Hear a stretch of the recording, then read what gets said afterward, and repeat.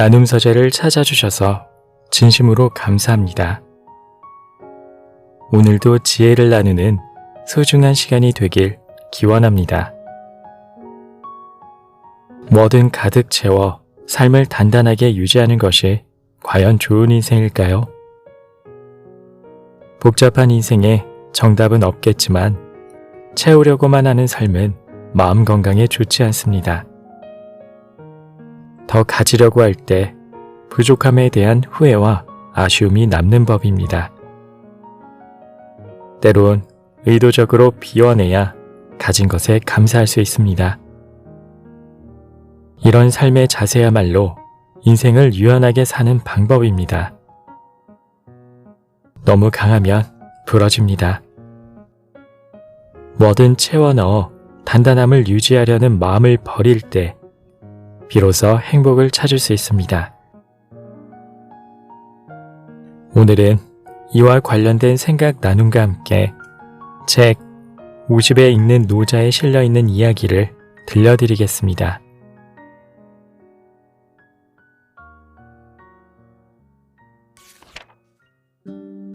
너무 강하면 부러질 수 있다. 나무가 강하면 부러지고 부드럽고 약한 게 강하고 굳센 걸 누른다. 목강즉절, 유약승 강강. 식물원에서 많은 산책객과 마주친다. 하지만 만나진 않는다. 스쳐 지나갈 뿐이다. 우리는 같은 공간을 거닐지만 걷는 길은 다르다. 그러므로 식물원은 내게 섬과 같다. 식물원에서 나는 세상과 분리되고 단절된 존재다. 어쩌면 나는 분리와 단절을 즐기고 있는지도 모른다. 그동안 너무 많이 섞여 살았기에 그에 대한 반성과 퇴고로 산책을 하는 것일 수도 있다. 퇴고의 기억들이 글로 탄생하니 산책은 내게 최고의 생산활동이자 노동이다. 하지만 그 너머의 효능도 있음을 부인할 수 없다. 나는 산책을 하며 견딘다. 그리고 이긴다. 내가 견디는 건 노년의 외로움이고 내가 이기는 건 삶의 무료함이다. 고독과 신사협정을 맺은 지 10년 세월이 흘렀지만 여전히 고독은 내 영혼을 갉아먹고 있다. 나는 단지 협정을 맺었을 뿐이지 그것을 완전히 몰아내진 못하고 있는 것이다. 식물원에는 작은 섬이 몇 개 있다. 연못도 그 중 하나다. 연못은 그저 바라만 볼 뿐 접근할 순 없는 존재다. 뛰어넘을 수 없는 벽이 나와 연못을 갈라놓고 있기에 우리 둘은 분리되어 있다. 남녘과 북녘의 하늘이 갈라져 있듯 나와 연못은 서로에게 접근이 차단되어 갈라져 있다. 그러니 연못은 내게 섬이다. 연못섬, 그 섬을 나는 사랑한다. 풍덩 뛰어들어 한 송이 연꽃이 되고픈 충동을 자주 느낀다. 어제도 연못에 비친 내 얼굴을 보며 그런 생각을 했다. 저 연못에 뛰어들어 나라는 존재를 힘껏 껴안은 나르키소스가 되고 싶다. 그렇게라도 노년의 고독을 이겨내고 싶은 욕망이 강한 탓일 테다. 연못에 뛰어들 수 있다면 고개를 푹 숙인 채 늙어가고 있는 앙상한 부부 연꽃의 곁에 머물고 싶다. 아니, 그들처럼 되고 싶다. 그들은 한여름의 강풍도 꿋꿋하게 견뎌내고 제자리를 지키고 있다. 속을 모두 비워냈기에 부드럽고 유연하다. 결코 꺾이는 법이 없다.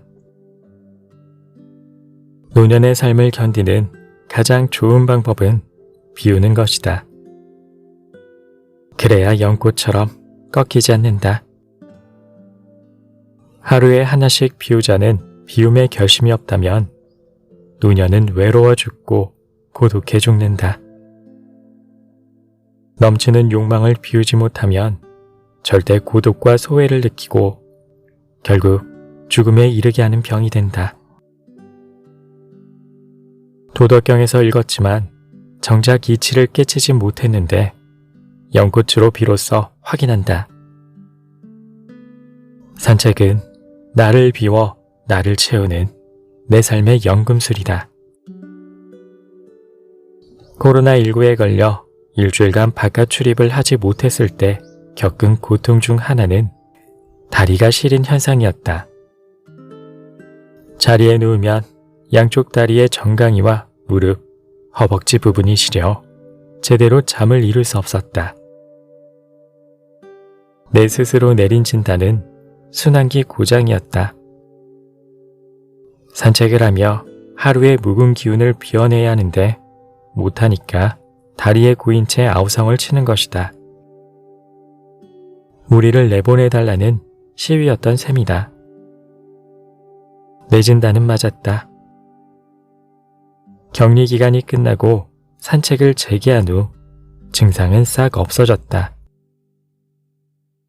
격리 기간이 더 길어져 한 달 이상 산책을 하지 못했더라면 내 다리가 기어이 부러지고 말았을 테다.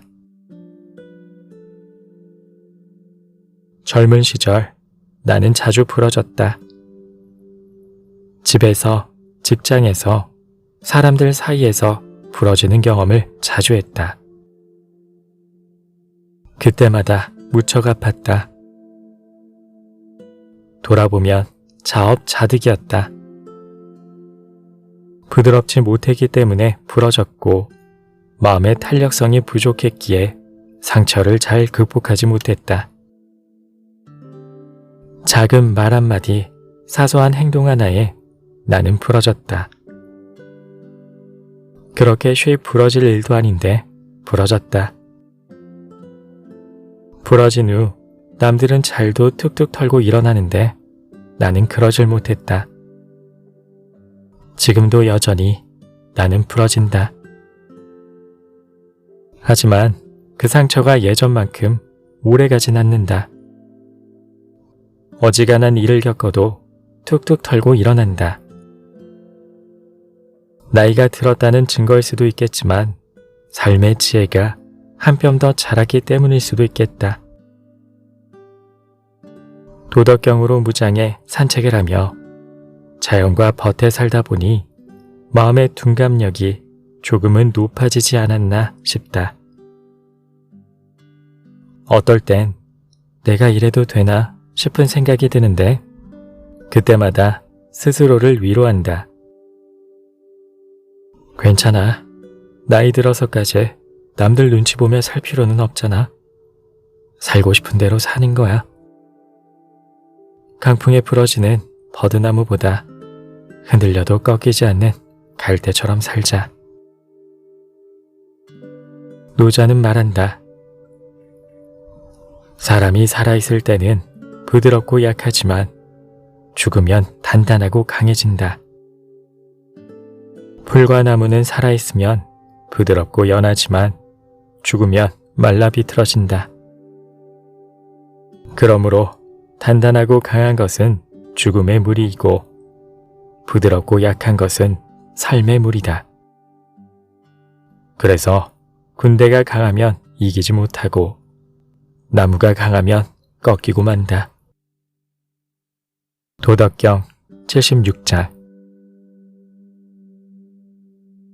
노년의 고독을 견디지 못하면 부러진다. 복삭 고꾸라진다. 생명의 기운은 사라지고 죽음의 그림자와 마주할 수 있다. 어디 노년의 삶만 그러랴. 인생이란 게 고독 아니던가.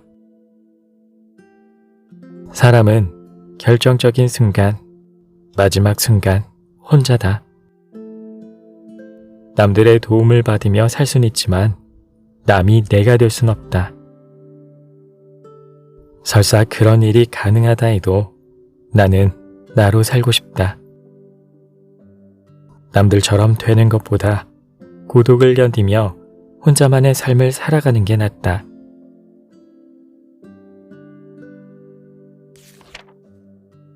고독을 즐기며 살아가면 고독에 부러지지 않는다. 산책 덕분에 나는 부러지지 않는다. 산책 덕분에 나는 생명을 유지한다. 식물원이라는 섬에 가는 건 나를 고립시키기 위한 자발적인 선택이기도 하지만 내 영혼의 자유를 찾기 위한 여행이기도 하다. 장 그르니에의 말처럼 섬에 가지 않고선 바다가 주는 자유로움을 만끽할 수 없다. 식물원은 분리된 섬이지만 내 영혼에 가장 밀착되어 있는 성소다. 나를 부러지지 않게 해주는 내 삶의 버팀목이자 생명의 나를 딱 들러붙게 해주는 강력한 접착제다. 식물원의 길은 늘 다니는 길이지만 단 한 번도 같은 길을 걸은 적이 없다. 식물원을 지나면 또 식물이 나오고 정원을 지나면 또 정원이 나오지만 그것들은 늘 다른 사물이고 늘 다른 존재다. 그러하기에 나는 고독한 섬을 거닐며 고독을 견디는 힘을 얻는다. 장 그르니에는 알베르 카뮈의 스승이다. 책 섬에 덧붙인 카뮈의 서문은 스승을 위한 제자의 헌사인데 그 글을 읽으며 무한대의 위안을 얻는다. 카뮈가 그랬던 것처럼 나는 섬을 읽으며 글을 쓰는 이유를 발견한다. 섬에서 노년의 삶을 잘 견디는 법을 배우고 세찬 비바람에도 꺾이지 않는 지혜를 얻는다. 가브리엘 가르시아 마르케스의 100년의 고독에서 고독을 견디는 법을 배웠다면 섬에서는 고독과 더불어 살아가는 법을 배운다. 한 걸음 더 나아가 섬을 통해 내가 고독이고 고독이 곧 나라는 사실을 깨닫는다. 그러니 이제 고독을 견디고 이기는 차원을 넘어 고독을 즐기련다. 산을 넘으면 또 산이요. 들을 지나면 또 들이요. 사막을 건너면 또 사막이다. 그것들은 결코 끝나지 않는다. 그리고 나는 끝내 나의 둘시네아를 찾지 못하고 말 것이다. 그러니 그 누군가 말했듯이 이 짤막한 공간 속에 긴 희망을 가두어 두자. 장 그르니의 섬.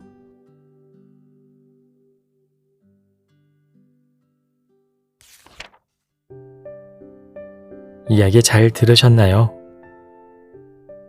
마음을 비울 때 인생 후반기 찾아오는 고독을 담담하게 받아들일 수 있습니다. 강하게만 사는 것이 정답이 아닙니다. 비워내고 유연해질 때 비로소 더 단단해지는 법입니다. 하나둘 비워내고 나날이 행복해지는 여러분의 인생을 응원합니다. 끝까지 함께 해주셔서 감사합니다.